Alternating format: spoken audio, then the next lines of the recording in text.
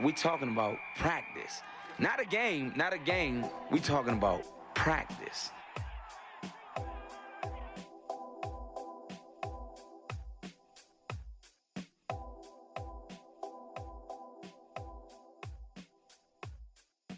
Everyone to the After Practice podcast with myself, Lake Lewis. You can subscribe to this podcast on any of the major podcast carriers: Apple, Google, Spotify, iHeartRadio. We're fortunate enough to be on there, and we appreciate all your support. You can actually watch this podcast, a couple times during the week from sportsjourney.com. So if you're watching this right now, what's up? Big weekend if you live in the DMV area. If you're a Washington football fan, your Thanksgiving food on Thursday tasted oh so good because the Washington football team went into Dallas and basically bludgeoned the Dallas Cowboys. Beat Dallas down 41-16 to catapult, put themselves, in position. This is what you want. You want to be in position playing meaningful football in December. And right now, because of the results of the New York Giants-Cincinnati Bengals game yesterday, the Washington football team and the New York Giants are tied atop the NFC East division with 4 wins apiece. As you know, New York beat Washington 2 times this year, so if these two teams were to end in a tie at the end of the year, the Giants would actually win the division and go on into the playoffs and host a home game because they beat Washington twice this season. Somehow, some way, I've always thought that those losses, especially the one in the Meadowlands, I always felt like that may come back and haunt Washington later in the year if indeed they needed a tiebreaker to get into the division. You can't discount the Philadelphia Eagles as well. They play tonight, Monday Night Football. It's going to be interesting to see if they can hold serve and put themselves back up. If they win tonight, then they will be a half game up over the New York Giants as well as Washington. So the NFC East heating up. Is Dallas out of it? Maybe so. I wouldn't say just yet that they are. I highly doubt that they can win the division. But these teams are so close right now. I think that the win on Thursday for Washington was great. It was on national TV. As I mentioned, Thanksgiving Day. This is a COVID era that we're in right now, so a lot of us aren't traveling to far away road games. So I know a lot of my counterparts were home as well, and it felt good to be home for Thanksgiving for once. I mean, it was really nice. This team has played on Thanksgiving for the last 4 years, so we've been gone, pretty much either on the road or at the stadium here locally. So it was nice to be home, eat some good food. Hopefully you didn't eat too much. I know some of you out there got the itis late on Thursday. There was no Steelers-Ravens game, so basically people were just home eating after Washington won that game. So we're going to break that down. We'll talk about the NFL as a whole. There's some results that happened yesterday that were mind-boggling, frankly. I think the Cincinnati-New York game was a surprise to me from the standpoint that I thought New York, look, if you're trying to win the division, you have to do what Washington did to Dallas on Thursday. You've got to steamroll bad football teams. And if you don't, you're going to miss out on opportunity. And the Giants almost had a disastrous loss against Cincinnati. Ultimately, they won the game. They made the plays that needed to be made. Big defensive, strip of the quarterback Allen yesterday. And that sealed the win for them. But to let Cincinnati hang around in that game when you can still tell that this was a team that's demoralized, from the loss of who I think will probably be the rookie of the year, if not co-rookie of the year, and Joe Burrow, their quarterback. When he went down last week, you saw them against Washington just basically, I don't want to say fold up shop, but their hearts weren't in it. And I think that they're still in a shock mode right now. Have they recovered from his injury? No, they haven't, and they won't. Probably not until he's back on the field somehow. But with all that being said, they competed. That's all you have to, ask for from professionals to compete. And they almost stole one from the Giants yesterday. That would have been a horrific loss. And I tweeted out, literally when I think the Giants, they scored and then they held the Giants on a nice defensive stance on their part. They get the ball back, and all they needed was maybe 20, 25 yards to try to kick a game-winning field goal. And I'm sitting there thinking, the stars are aligning for the Washington football team. Like, you can't write a better script than this. All these things are literally just aligning themselves for this team to win the division and perhaps make the playoffs. Well, guess what? That's wishful thinking. You know, it's a little premature, too early. They're going to have to earn it, just like every team in the NFC East. Whoever's going to win that division has to earn it. But Cincinnati had an opportunity, and right before I was getting ready to tweet, I mean, I'm telling you folks, I was getting ready to hit the send button. I literally was getting ready to hit send, and as soon as I do that, Cincinnati has, a horrific play where they lose the ball. Brandon Allen is stripped, and the Giants recover the ball and win the game. So just like that, the Giants are at 4-7. Again, they have a tiebreaker, so they're technically in first place. But it looks good. During the game, they had a graphic come up about the playoff picture right now. And on the left-hand side of the screen, it was 4 teams, 4 division-leading teams. The Rams, was a division-leading team. The Buccaneers was a leading the Saints was a division-leading team. Washington. And then, you think of, in the NFC North, you had Green Bay. So I'm sitting there thinking to myself, these teams have winning records and they're legit Super Bowl contenders.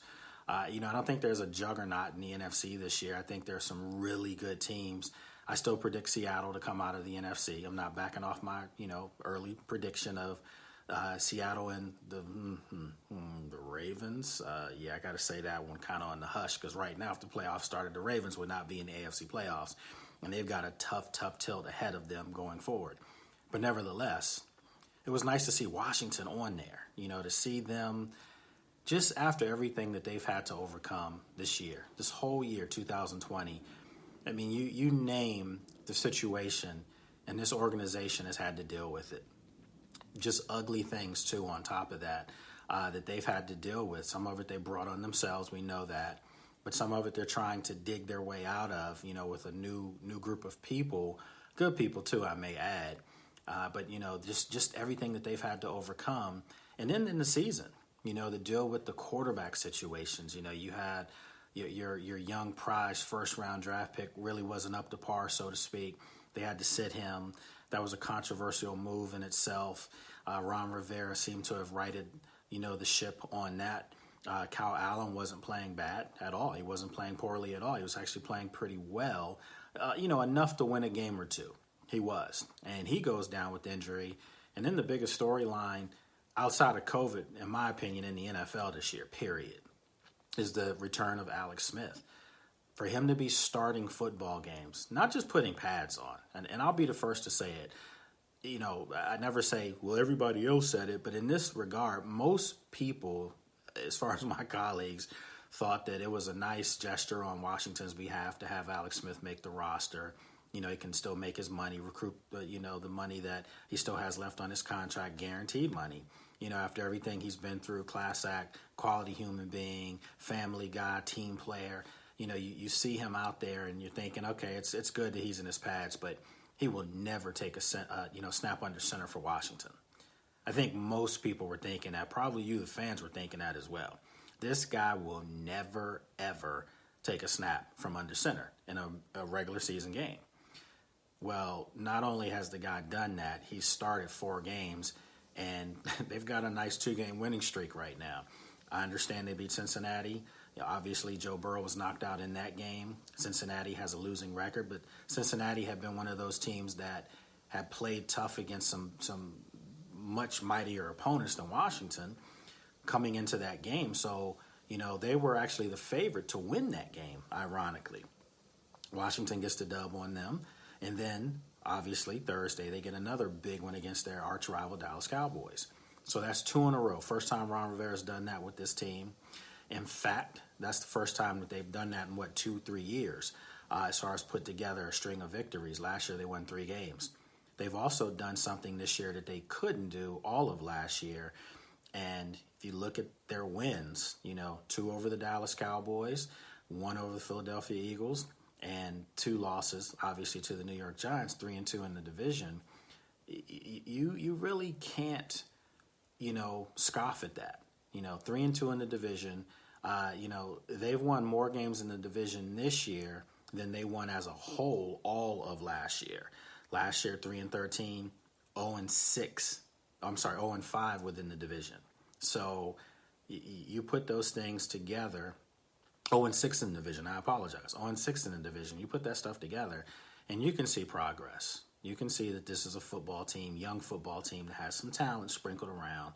They're starting to come together. Is it going to be enough to overcome, their inadequacies? Is it going to be enough for them to propel themselves to win the division? Because that's the only way any team out of the NFC East makes the playoffs this year. You have to win the division. If you don't win the division, you don't make the playoffs. The irony is, if you do win the division, you get a home game. And that would just be a nice storyline, too, on top of everything.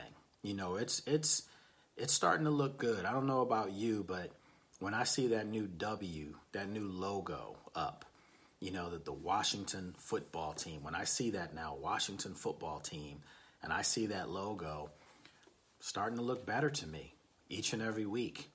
When you win, I've said this before, I said this all off season. I don't care what they name themselves. If they're winning, who cares? They could be called the Washington football team losers. But if they're winning, nobody's going to think they're losers. Nobody's going to care what the nickname is. But now, that Washington football team is kind of resonating with me. It rolls off the tongue a lot better than it did in the very beginning. A lot of us were like, damn, I have to write this when I do my articles. I have to pronounce this in every broadcast, Washington football team. Can I abbreviate it, WFT? Doesn't have the same ring as, HTTR, which most fans here in this market know. But now that Washington football team's starting to click a little bit. And I tell you what, if they go into Heinz Field on Sunday and beat the Steelers, it's really going to resonate. It's going to have this town going loosey-goosey. They're going to be a buzz because you need something good right now. You need something to feel good about with COVID. The numbers are going back up, and our thoughts and prayers with anyone that's affected by that, or your family or a family member. Our condolences and prayers are with you. But nevertheless, right now, when you get a W, and you get a W on national TV in front of, just the world to see, and then you're a guy like Antonio Gibson, rookie running back, has a statement game. The guy's been having statement games for the last several weeks, but to be able to do score 3 touchdowns on national TV, now people are like, hey man, who's this Gibson kid? I might have to get him on my fantasy team. People are starting to see other guys. To see Terry McLaurin, the guy that I consider to be the face of the Washington football team, for him to ball out as he always does, but to also make a tremendous hustle play, which I thought was the play of the game. I absolutely did. For him to track down and chase down Jalen Smith after Jalen Smith intercepted a pass, Alex Smith, I don't know what Alex was thinking on that throw, by the way, but for Jalen Smith to be heading down the sidelines, and folks, let me remind you, Jalen Smith is an athletic marvel at linebacker. We're not talking about a slow, doofy, guy that just wants to hit. No, this is a playmaker, a guy that does a lot of different things. He's come back, from a bad injury. He had knee injury at Notre Dame, and he's turned himself into one of the game's best, young middle linebackers. So for him to be walked down, on top of that, McLaurin was interfered with. Someone else tried to throw a block on him, and McLaurin still tracked him down. That play saved so much momentum. I can't even begin to tell you. If Jalen Smith takes that into the end zone and it's 17-17, I don't know if we're having the same conversation today. I'm not saying Washington would have won the game, because to me, and I said this all game, you go back to my Twitter. By the way, you can follow me on Twitter at Lake Lewis. You can follow me on Instagram and Facebook at Lake Lewis Jr. So, I tweeted out that not only was that play the biggest play of the game, it just cemented what I saw. And what I saw from most of the game was Washington was the better football team. They clearly were. And it's not a fluke. This year, 2020, they're better than Dallas. They really are. You can align it up to injuries. You can say whatever you want. Both teams have had adversity they've had to deal with. The one thing that I thought, I was expecting to see more from the Cowboys at least, I was expecting to see better coaching. Mike McCarthy is a guy I do respect. He's got a Super Bowl under his name, Super Bowl W under his name while he's with the Green Bay Packers. But there were some questionable calls in this football game. I mean, 3 jump out to mind, and I know you know exactly what I'm talking about. Early in the game, 4th and 1, kick the field goal, get the points. And then you don't do that, which was disrespectful to Washington's defense. You thought you could do whatever you wanted, and you didn't get it. There was another time you faked a punt, on your side of the field. What are you doing? And then there was a time you go for it on 4th and 1 on your side of the field. All 3 of those gaffes aided in Washington points that were needed to win the game. And for my money, if you're the Cowboys, you can't feel good about that. You can't feel good about a coach that was supposed to come in and bring you stability. Mike McCarthy was supposed to come in and, do something that Jason Garrett could never do, and that's, find ways to win games or not get out coached. Well, it's starting to look like Jason Garrett should have still been the coach of the Dallas Cowboys. That's just my opinion. Because when I look at the New York Giants, where Jason Garrett is now the offensive coordinator, I'm impressed. I mean, I'm really impressed. I'm impressed with the fact that Jason Garrett, doesn't have their best player on the field, and Saquon Barkley. I got to do it, folks. I'm sorry. It's tradition.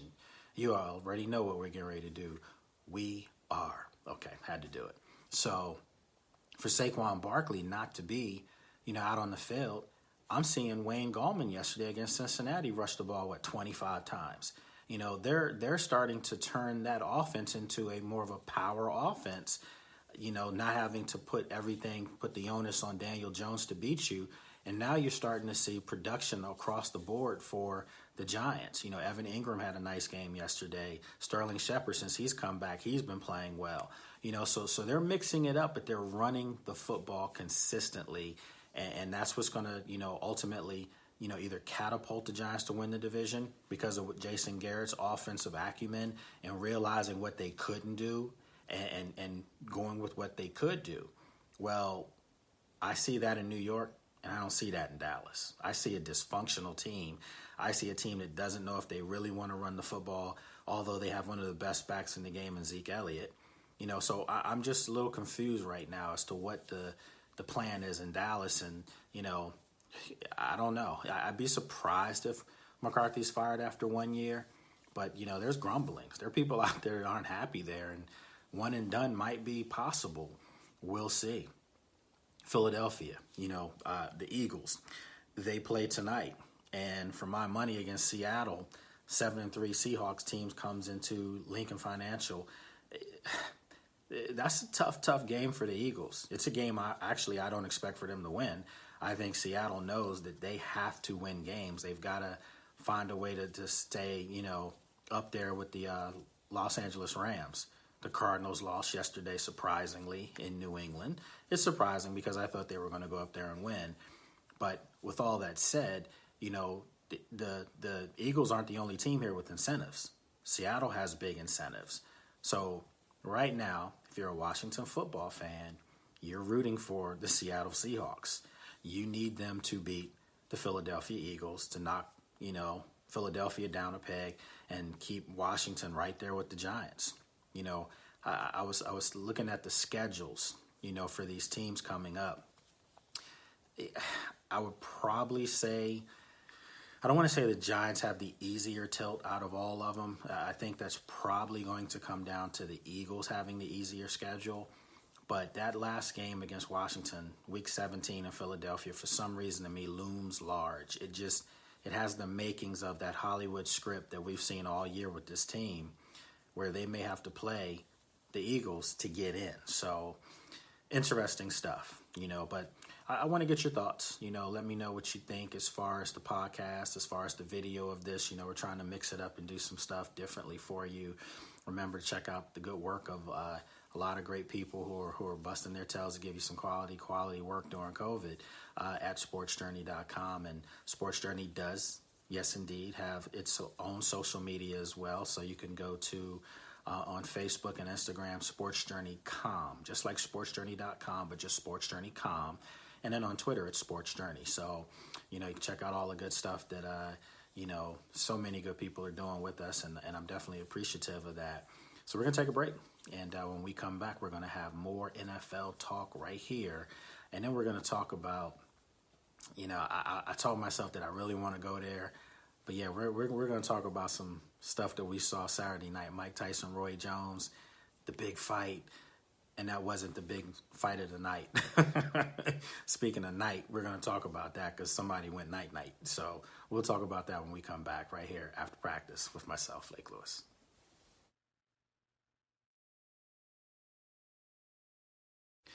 Welcome back, everyone, after practice podcast. And, I thought we were going to break down the schedules, for all 4 NFC East teams, and I kind of tried to compile the numbers as far as who should have the tougher tilt out of all 4 teams, and I ranked them.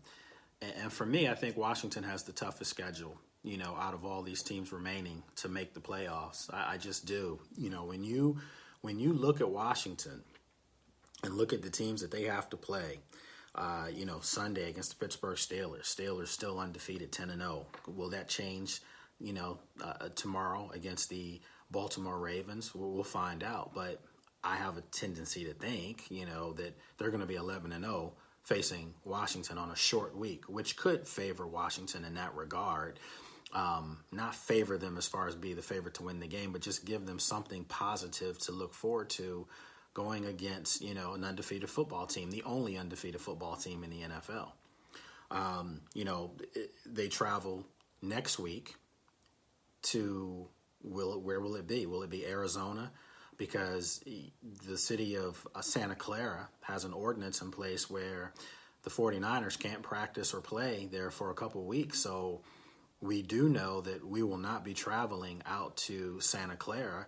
We're all waiting to find out where the game will be, and it looks like it's probably going to be in Arizona. So it could be the second trip out to the desert this year, which, in my opinion, gives something positive for Washington to be in a place that's familiar to them as early as this year, early in the year, week 2. We know they lost to the Cardinals.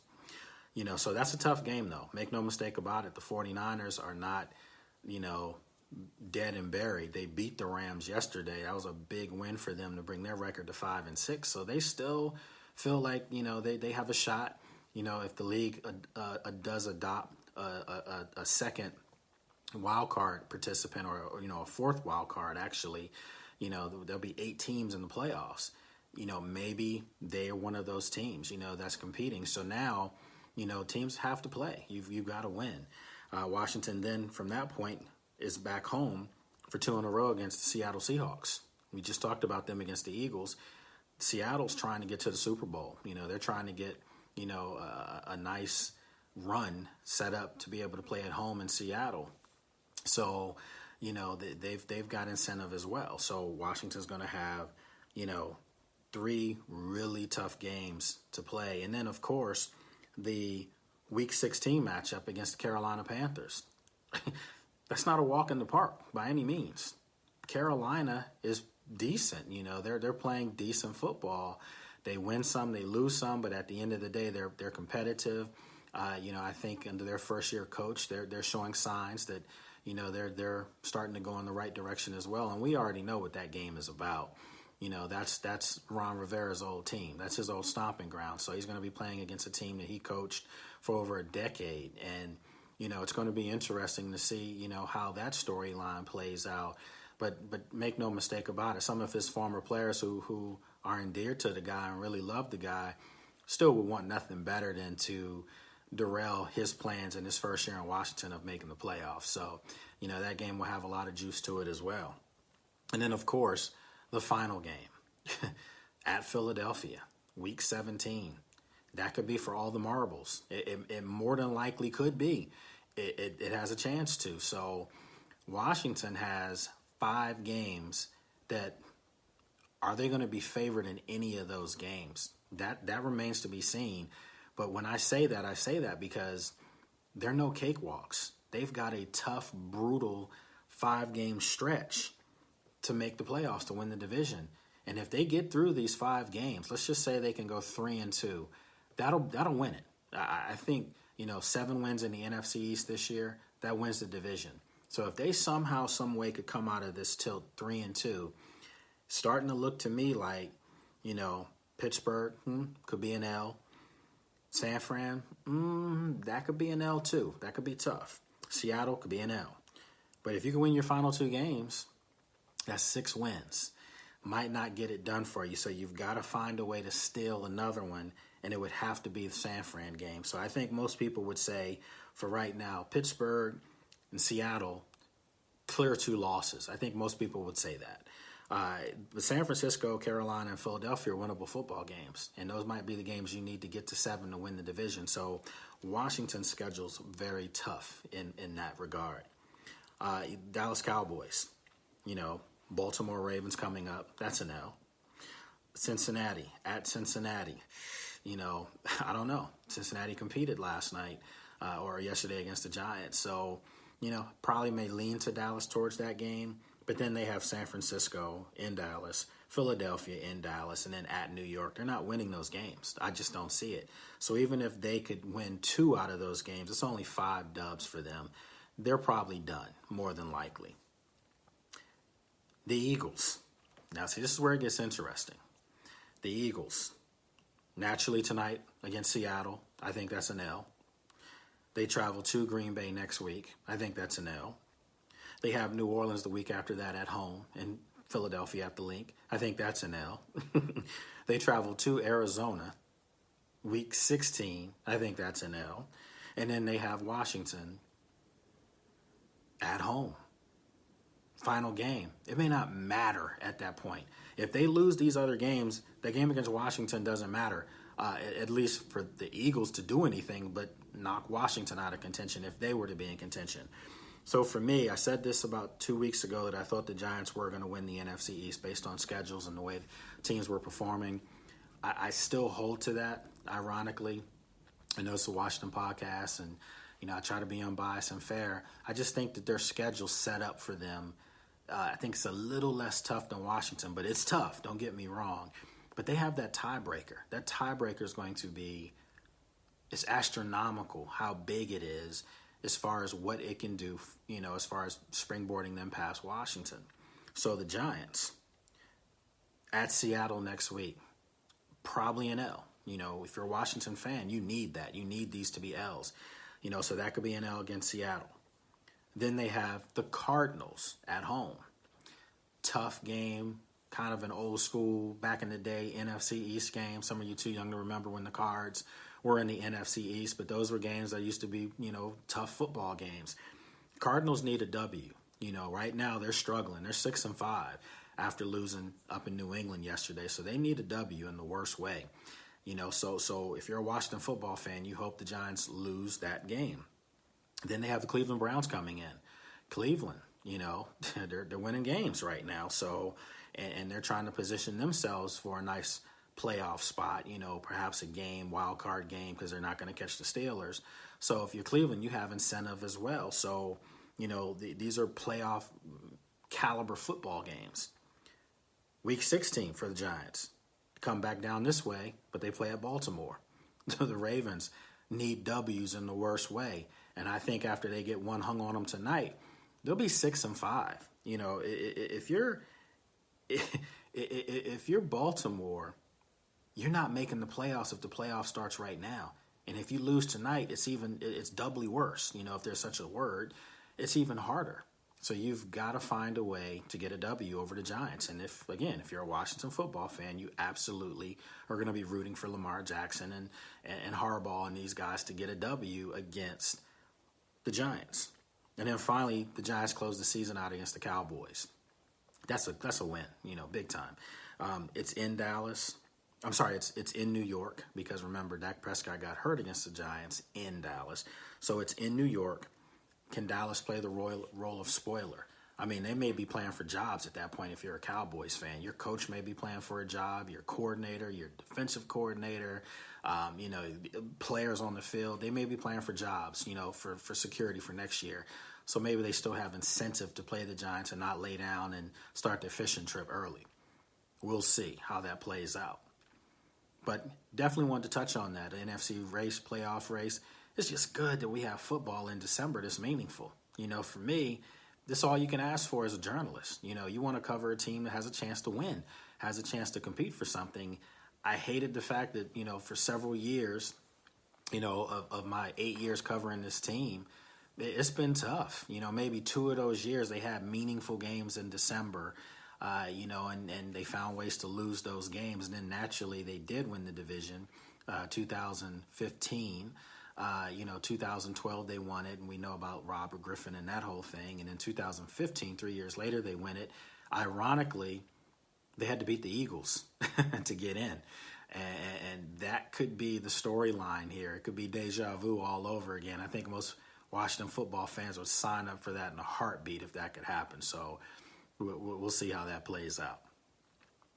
What else did you do this weekend? Did you spend time with your family, with some friends? Hopefully you were safe and you weren't out and about with no mask. A lot of people are doing that now. And I try not to be political on this show, but folks, we got to be responsible so that you and I can see each other again at the games and interact like how we always used to do, But if people are being irresponsible, unfortunately, we're not going to be able to do that. But with that said, how was your weekend? Did you get a chance to get out, do the yard, cook some more, eat some more, sleep some more after you ate? And I know a lot of us did. Or did you get a chance to watch the fight? Did you get a chance to watch the stuff that came on Saturday night? Mike Tyson, Roy Jones. And listen, for all the negative comments about them looking old, they are old. I mean, what do you expect? They're both 50 plus. Mike Tyson's 54. And I don't know too many 54-year-olds looking like that. Mike looked in shape. And Mike, I know there were 2-minute rounds, 8 2-minute rounds, but Mike didn't look gassed. Maybe I saw something different. I didn't see a whole lot of huffing and puffing. I saw guys that it seemed like as the fight kept going, they started throwing more punches, ironically. Roy Jones early looked like, my gosh, looked like he needed an oxygen mask. In the second round, third round, he was going back to his corner, and I'm like, is this guy going to get up off his stool? I mean, he looked that gassed, that tired. But as the fight went on, they really started throwing punches. So I guess maybe, guys that did it at the highest of levels, maybe that muscle memory kicked in and they just went back and reverted to what they naturally know how to do, and that's box.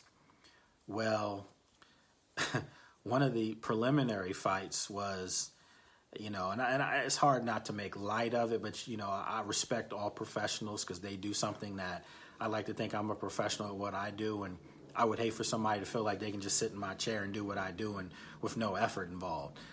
So I don't do that to professional athletes. I know how much they put into their craft. But I will say this, Nate Robinson, former NBA player, little guy that used to be able to dunk on everybody, had game. I was a big fan of his when he played in the league. I like the fact that he was an underdog and he went at it. He's trying his hand at boxing now. He's 36 years old, so this isn't a young guy starting something. This is an older guy, and he's doing what he wants to do. I don't knock anyone for doing that. If that's what you want to do, if that's what gives you joy, do what you want to do. But he got into the ring to box, and he fought this kid Paul, and got put to sleep. I mean, literally got put to sleep. Look at this.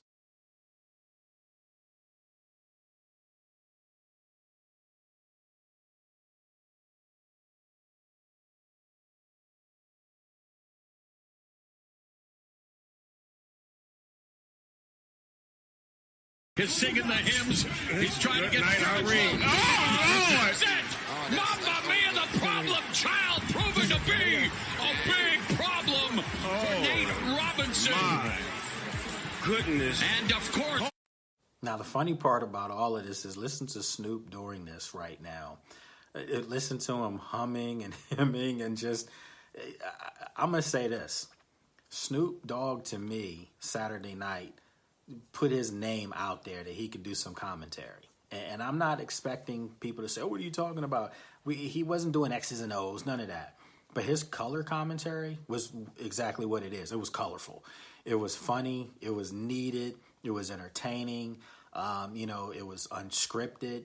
Hell, he was even cursing. That kind of surprised me a little bit. The concert and all that stuff that he did, French Montana, some of the other guys. I was surprised it wasn't edited. But you know what? I don't listen to the stuff edited in my car, so whatever. I'm okay with it.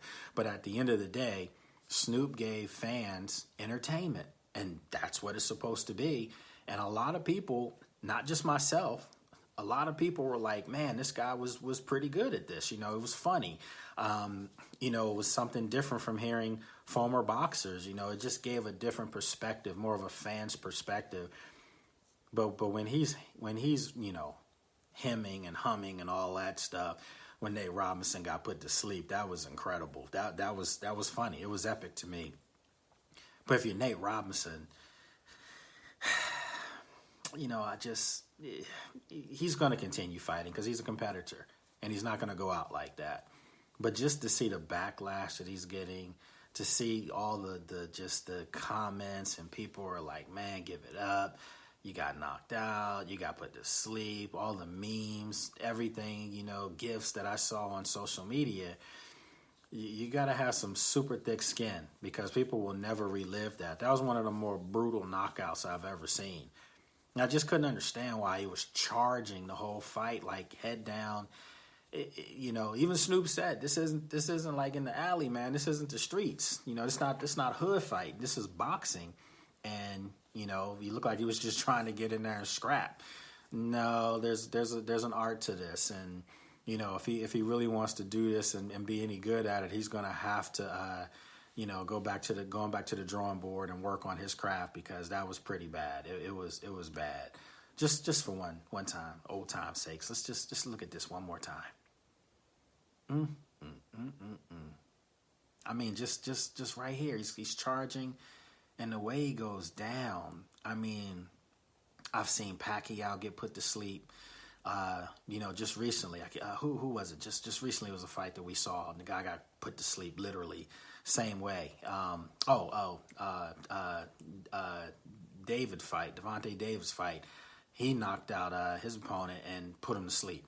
And you're thinking to yourself when you see this, it's funny for a second, but then you realize these guys are hurt. Like, these guys are out cold, and you want to make sure you see some breathing and some movement because, those punches look like guys were dying in the ring. That's how vicious those punches were. When Nate Robinson was one of the more vicious ones, and I got a lot of laughs out of it. I did. I'm glad to see he's okay, taking it, like a sport, true pro. But did you see it? How many of you saw that? Let me know what you think. Let me know what you think of this podcast. You can, again, text me. You can DM me. You can, pop up on social media. Let me know what you think. It's just something different. Obviously, you get the main chunk of this in audio. Like I said, you can subscribe to all the major podcast carriers and pick it up in audio. But, just wanted to do something different. It's COVID. We're home. We're in studio. I have a studio here. So you just, you want to do those things, mix it up. So as always, folks, we'll be back on. And I'm trying to do this for you every day. It's tough, mixing in the schedule. Practice this week will be different. The NFL, sent us out, all of us, the team media that covers the team, that it's going to be more limited again, much more limited than it's ever been in the history of covering this team, where you're only going to have, a couple of reporters per day, not 10 or 15, not 7. It's going to be just very few. And, so a lot of us may not be out there as frequent as possible. So just remember to follow, check us out when we rotate or whatever to see who'll be out there for those practices. I do expect to be out there for some, but not a whole lot. And that's just because of COVID. So again, it's not anything to do with the team or anything like that. They're doing the best they can. And, we all have to follow suit and do our part as well. So remember, wear a mask. It's not hard. I know a lot of you are looking at it in political terms. Look at it in humanitarian terms. Look at it as if you're in great shape. I'm in good health. Thank God. but, some people around me may not be. Well, I've got to do my part to ensure that they are. So just be smart, be responsible, folks. As always, appreciate you checking me out. Check me out tomorrow. Also, tomorrow evening, myself and Josina Anderson, you know her, she needs no introduction, will be, on her outlet and, breaking down more stuff, having some great guests come on as well. So remember to check us out tomorrow. I think we'll be live on social media, Twitch, YouTube, Twitter at 7 o'clock. So it should be from like 7 to 7:30. I'll tweet it out during the day, and you'll know her format, her forum as well. So appreciate all the support from everybody out there. Have a good one. Take care.